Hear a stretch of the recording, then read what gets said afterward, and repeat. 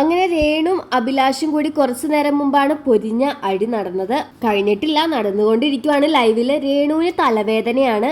രേണുവിന് മാത്രമല്ല എല്ലാവർക്കും ഉണ്ട്. കഴിഞ്ഞ ദിവസം ഉറക്കം കളഞ്ഞതിന്റെയും പിന്നെ ലൈറ്റ് ഇട്ടിട്ടൊക്കെയല്ലേ കിടക്കണത്.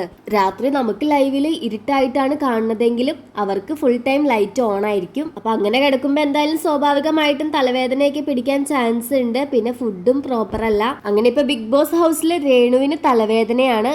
നോമിനേഷൻ സമയം മുതലേ ഇങ്ങനെ രേണു പറയുന്നുണ്ട് തലവേദനയാണെന്ന്.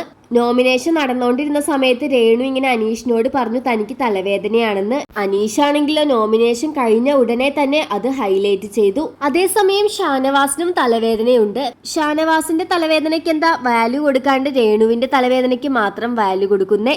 രേണുവിന് മാത്രം എന്താ താൻ ഇത്ര കൺസിഡറേഷൻ കൊടുക്കുന്നത്? താൻ എവിടത്തെ ക്യാപ്റ്റൻ ആണോ? അങ്ങനെ അങ്ങോട്ടും ഇങ്ങോട്ടും പറഞ്ഞു അവസാനം രേണുവിനെ മെഡിക്കൽ റൂമിലേക്ക് കൊണ്ടുപോകേണ്ട അവസ്ഥയായി. തലവേദനയുള്ളവർ മെഡിക്കൽ റൂമിൽ പോയി ഡോക്ടറെ കാണുക തന്നെ വേണം. ഇല്ലാന്നുണ്ടെങ്കിൽ നാളെയും നീ തലവേദനയാണെന്ന് പറഞ്ഞു കിടക്കും. രേണുവിന് ഉറങ്ങാനുള്ള പരിപാടിയാണ് എന്നിങ്ങനെ പറഞ്ഞുകൊണ്ടാണ് ശരത്തും അഭിലാഷും അക്ബറും ഒക്കെ ഇങ്ങനെ വരുന്നത്.